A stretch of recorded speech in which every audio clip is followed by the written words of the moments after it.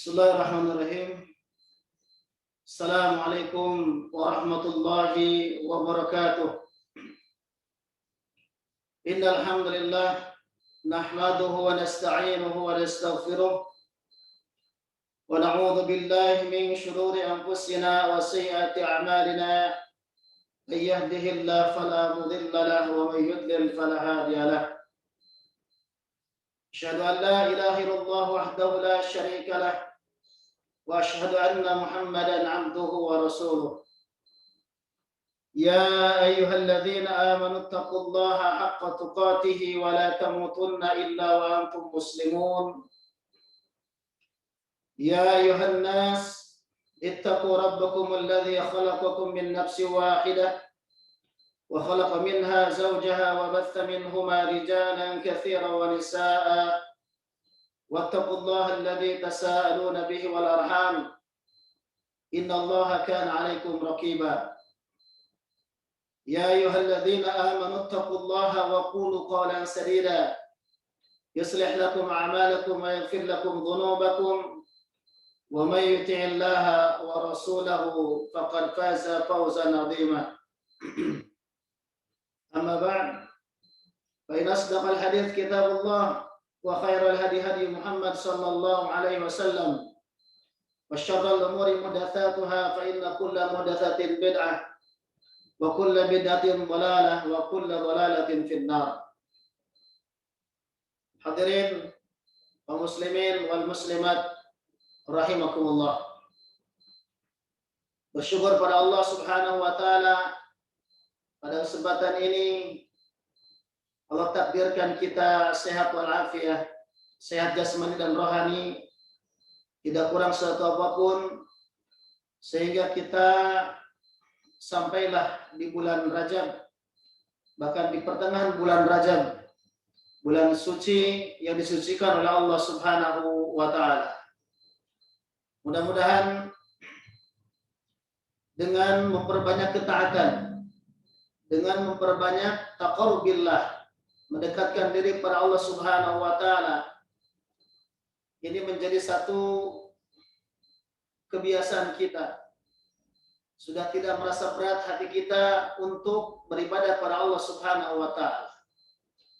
Dan ini adalah salah satu cara kita bersyukur kepada Allah Subhanahu wa taala. Ziyadatul iman bi kathratit tha'ah. Bertambahnya iman, kuatnya iman itu dengan memperbanyak ketaatan kepada Allah Subhanahu wa taala. Begitu juga mengajarkan kepada kita para ulama bahwasannya cara bersyukur kepada Allah Subhanahu wa taala adalah dengan cara memperbanyak ketaatan kepada Allah Subhanahu wa taala pada hal-hal yang diperintahkan kita mengerjakannya, dan pada hal-hal yang dilarang oleh Allah Subhanahu wa taala kita meninggalkannya. Dalam arti lain, kita dituntut sebaik-baiknya takwa kepada Allah Subhanahu wa taala tatkala kita menjadi hamba yang ingin bersyukur pada Allah Subhanahu wa taala. Hadirin rahimakumullah. Pada kesempatan ini kita akan mengkaji secara singkat Quran surat At-Taubah ayat 36. A'udzu billahi minasyaitonir rajim. Inna 'iddatasy syuhuri 'indallahi 12 syahra. Sesungguhnya iddatasy syuhur, hitungan bulan indallah di sisi Allah Subhanahu wa taala 12 syahra adalah 12 bulan. Fi kitabillah, dan ini merupakan satu ketetapan Allah. Ketetapan Allah Subhanahu wa taala, yauma khalaqas samawati wal ardh.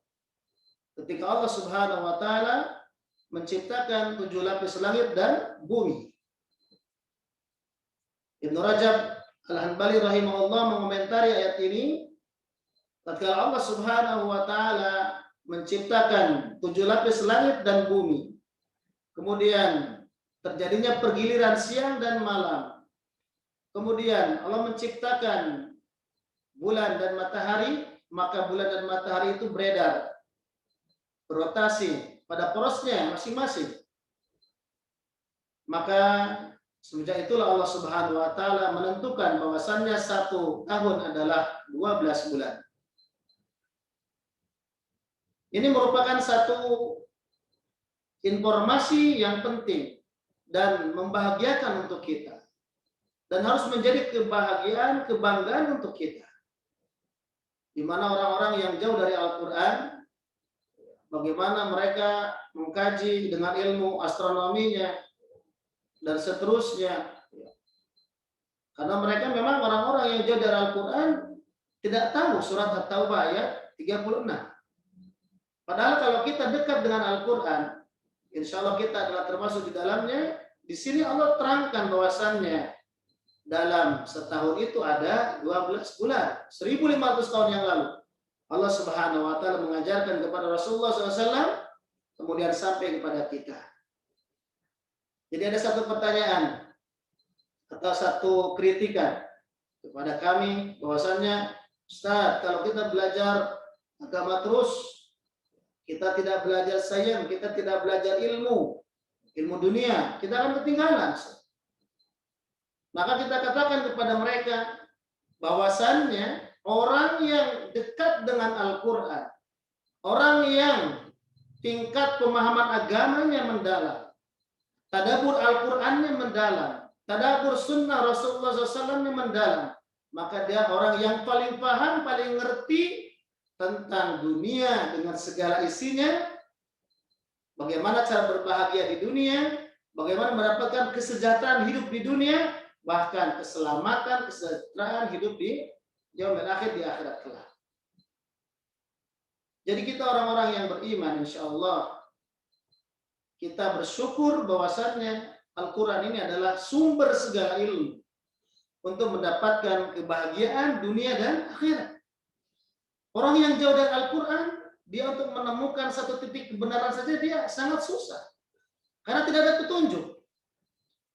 Sementara Al-Quran itu adalah petunjuk bagi orang-orang yang bertakwa. Hudan lil muttaqin. La raiba fihi hudan lil muttaqin. Tidak ada keraguan di dalam Al-Quran, petunjuk bagi orang yang bertakwa. Hadirin rahimakumullah. Kemudian Allah Subhanahu wa taala menjelaskan, minha arba'atun hurum. Di antara 12 bulan itu ada 4 bulan yang disucikan. Kemudian Rasulullah SAW menjelaskan bahwa 4 bulan tersebut adalah Dzulhijjah, kemudian Dzulqa'dah, Dzulhijjah, Muharram, dan bulan Rajab. Dan kita sekarang berada di bulan Rajab, tanggal 15 Rajab 1442 Hijriah, insyaallah. Kemudian Ibnu Abbas mengomentari tentang ayat ini bahwasannya Allah Subhanahu wa taala menjadikan suci, menyucikan bulan yang 4 ini. Bulan Dzulqa'dah, Dzulhijjah, bulan Muharram, dan bulan Rajab. Maka siapa orang yang melakukan perbuatan dosa, melakukan maksiat, maka dosanya lebih banyak. Dosanya lebih banyak di sisi Allah Subhanahu wa taala ketimbang dia melakukan perbuatan dosa di bulan selain yang 4 ini. Jadi kalau kita mencuri misalkan di bulan selain yang 4 ini, dosanya besar. Mencuri adalah minal kabair, salah satu dari dosa yang besar. Tetapi lebih besar lagi dosanya di sisi Allah Subhanahu wa taala tatkala kita mencuri di bulan Rajab ini atau di bulan Dzulqa'dah, Dzulhijjah, dan bulan Muharram. Kemudian tentang haramnya atau sucinya 4 bulan ini sudah diketahui oleh orang-orang jahiliyah. Orang jahiliyah pun tahu. Mereka menahan diri untuk tidak berperang. Biasanya di Arab itu sudah biasa, ada satu gaya hidup mereka. Homo homini lupus, yang kuat menguasai yang lemah, kan begitu. Jadi orang-orang yang kuat akan memerangi kabilah yang lemah, lalu ditundukkan dan harus patuh kepada yang kuat tersebut. Ketika mereka memasuki bulan Muharram, bulan Dzulqa'dah, Dzulhijjah, Muharram, dan Rajab, mereka menahan pedangnya. Mereka menyarungkan pedangnya. mereka tidak berperang.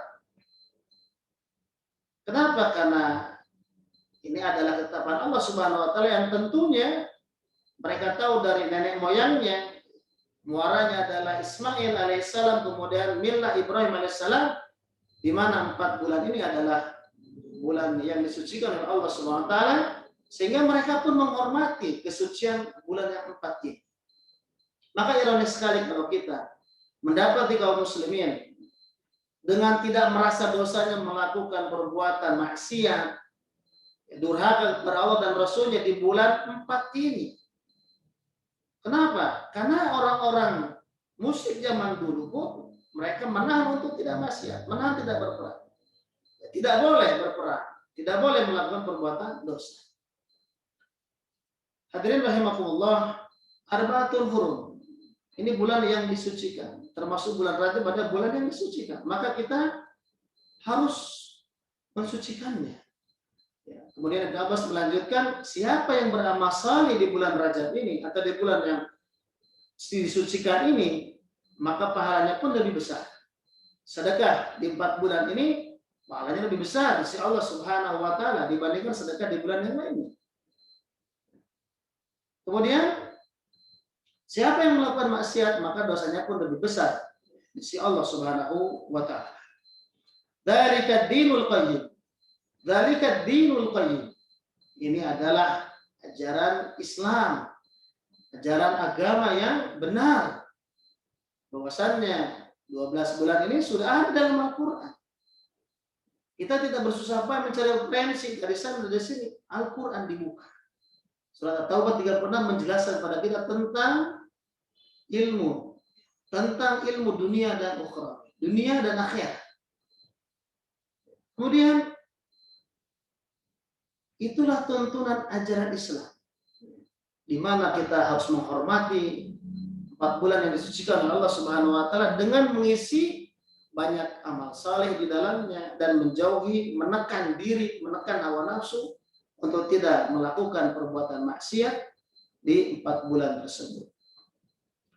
Hadirin rahimakumullah, fala tadlimu fihinna anfusakum. Fala tadlimu fihinna anfusakum.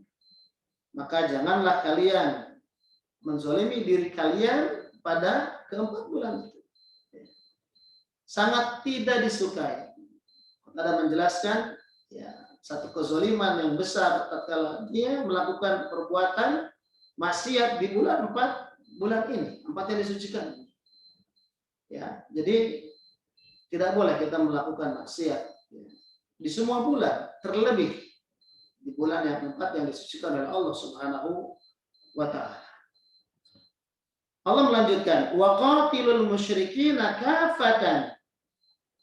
Allah tidak berhenti di situ, kemudian Allah SWT meneruskan wa qatilul musyrikina kafatan. Dan perangilah. Perangilah.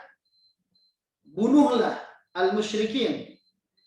Perangilah orang-orang yang musyrik, kafatan semua. Kemudian kama yuqatilunakum kafatan. Sebagaimana mereka juga memerangi, membunuh kalian semuanya. Jadi Allah Subhanahu wa taala setelah menceritakan bagaimana dalam setahun ada 12 bulan, lalu di situ ada wa'ataf.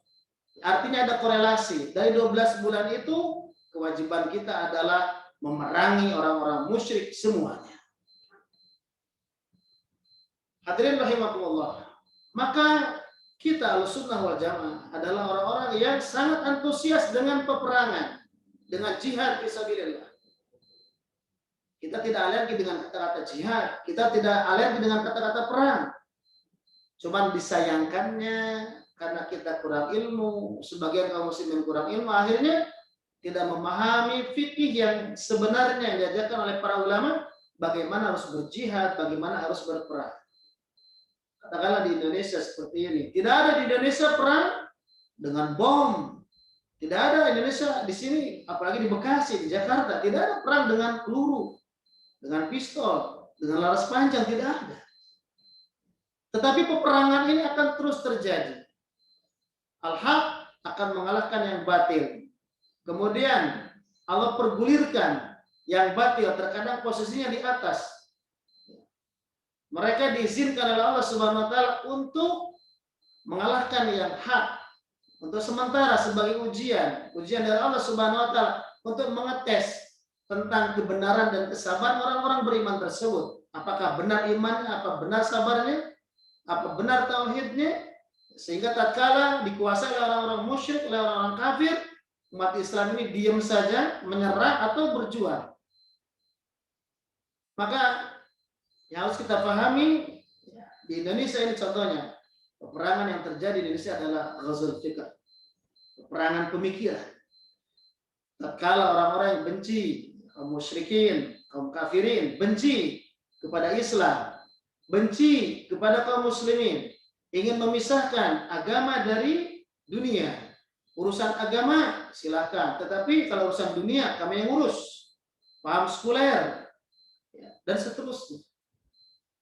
Mereka memerangi kita semuanya dengan pikiran-pikiran kotor mereka. Maka kewajiban jihad kita, kewajiban memerangi mereka dari kita wajib memerangi mereka dengan ghazwul fikr juga. Kalau mereka merubah kurikulum pendidikan, mereka merubah tatanan pendidikan menjadi sekuler, menjadi hubbu dunia, menjadi mendahulukan dunia daripada kehidupan akhirat, maka jihad kita, upaya kita memerangi mereka adalah dengan mengembalikan pendidikan Islam semurni-murninya, dan kita ajarkan kepada anak kita. Kita ajarkan kepada anak kita, kita ajarkan kepada keluarga kita ajarkan kepada masyarakat kita. Siapapun kita, siapapun kaum muslimin, siapapun kita, wajib memerangi mereka dengan cara apa tadi? Dengan cara ghazwul fikr juga. Kita bersihkan otak anak-anak kita. Kita bersihkan akhlak anak-anak kita. Kita bersihkan kolbu, hati anak-anak kita. Kita bersihkan perangai anak-anak kita. Kita bersihkan tauhid anak-anak kita. Kita bersihkan ibadah-ibadah anak kita dari pengaruh-pengaruh jahat mereka. Dari pengaruh-pengaruh sekuler. Dari pengaruh-pengaruh orang yang benci kepada Islam. Dari pengaruh-pengaruh orang yang musyrik. Orang yang menyembah berhala. Orang yang kafir. Jadi kita terus semangat untuk melawan mereka. Dengan cara apa? Ajarkan Islam. Ajarkan Islam. Sehingga anak-anak kita paham Islam. Islam yang benar tuh begini. Nah. Islam yang rahmatan lil alamin. Islam yang mengajarkan kedamaian. Rasulullah SAW adalah tokoh dunia. Nomor 1 sedunia. Di semua umat. Manusia terbaik di seluruh dunia. Mengajarkan tentang kedamaian yang sesungguhnya, keselamatan yang sesungguhnya fid dunya wal akhirah. Ini harus kita tanamkan kepada anak-anak kita. Nah, kewajiban kita memerangi orang-orang musyrik ini tidak terhenti. Tidak terhenti terus. Hatta yaumil kiamat, sampai hari kiamat. Kita wajib mendidik anak-anak kita. Ini upaya kita memerangi mereka, memerangi orang-orang musyrik, orang-orang kafir yang terus mengotori akidah Islam, mengotori ajaran Islam dengan paham-paham mereka. Maka kita wabil khusus yang menyekolahkan anaknya di pesantren tahfidz, di kutab, di madrasah, di sekolah-sekolah Islam, maka kita harus ikut terjun untuk berjuang melawan pengaruh-pengaruh buruk yang ada di lingkungan sekolah, lingkungan keluarga, lingkungan masyarakat, sehingga anak-anak kita memahami Islam yang benar.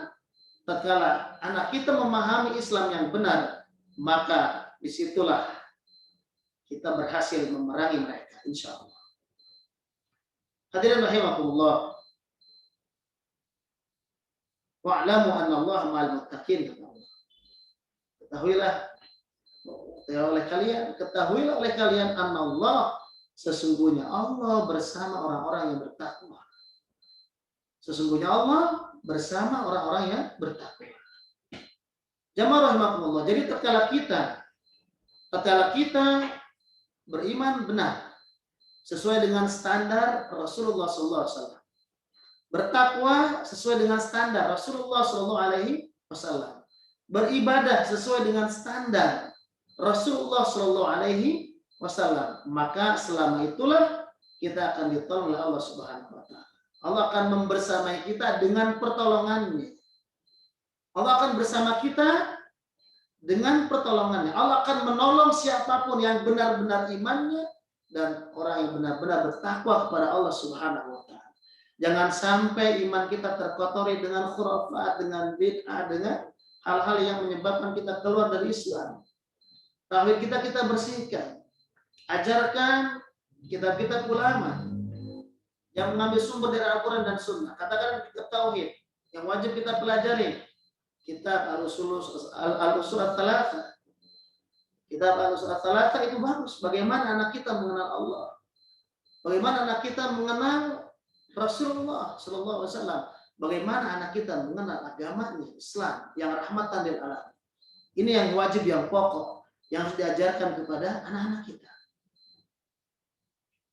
Hadirin rahimakumullah, maka tatkala tauhid kita benar, iman kita benar, ibadah kita benar, punya dalil, punya standar. Tatkala kita salat, kata Rasulullah, "Shallu kama ra'aitumuni usolli." Salatlah kalian sebagaimana kalian melihat bagaimana aku salat. Maka tatkala ibadah kita, salat kita, zakat kita, saum kita, haji kita sesuai dengan standar, sedekah kita sesuai dengan standar yang dicontohkan oleh Rasulullah SAW, maka selama itulah Allah akan bersama kita. Allah akan bersama kita. Wa'lamu annallaha ma'al muttaqin. Orang yang bertakwa, orang yang beriman akan dibersamai Allah, akan ditolong Allah pasti. Pasti akan ditolong oleh Allah Subhanahu wa taala.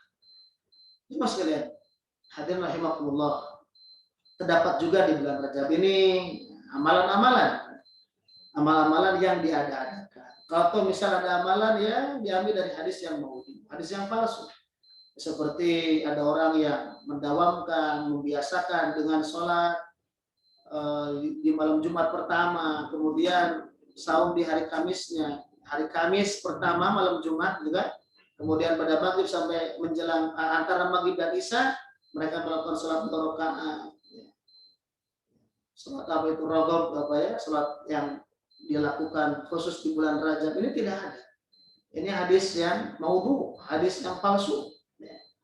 Rasulullah tidak mengajarkan itu. Kemudian ada juga orang yang saking semangatnya lalu dia saum selama bulan Rajab 30 hari, ini dilarang. Ini dilarang. Sebagaimana perkataan Ibnu Taimiyah rahimahullah, ulama Ahlussunnah wal Jamaah ya, tidak membenarkan seseorang yang saum penuh di bulan Rajab atau di bulan Sya'ban. Ya. Akan tetapi yang dianjurkan oleh Aisyah radhiallahu anha yang dituturkan oleh beliau berkenaan dengan Rasulullah SAW, bahwasanya Rasulullah SAW lebih memperbanyak saum sunnah di bulan Sya'ban.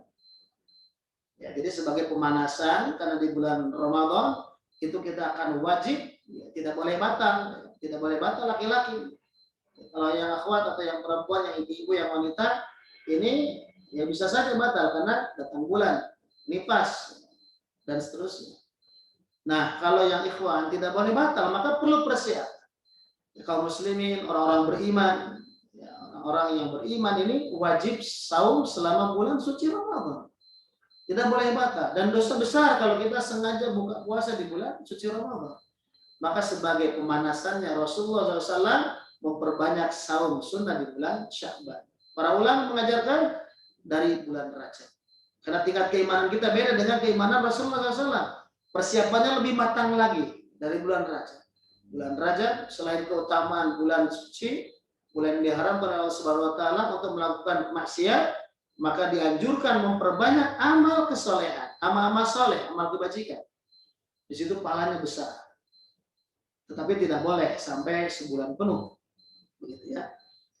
Hadirin rahimakumullah, adapun hal-hal lain yang berkenaan dengan persiapan menghadapi bulan suci Ramadan, maka kita harus banyak membaca referensi, membaca ilmu-ilmu.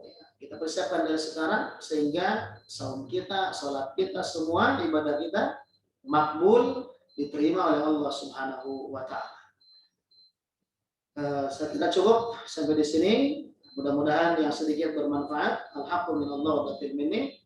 As'alullah tabaraka wa ta'ala ayaj'alani wa iyyakum minal ladzina yastami'una al-qawla wa yattabi'una ahsana. Subhanakallahumma rabbana bihamdik asyhadu an la ilaha illa anta astaghfiruka wa atubu ilaik.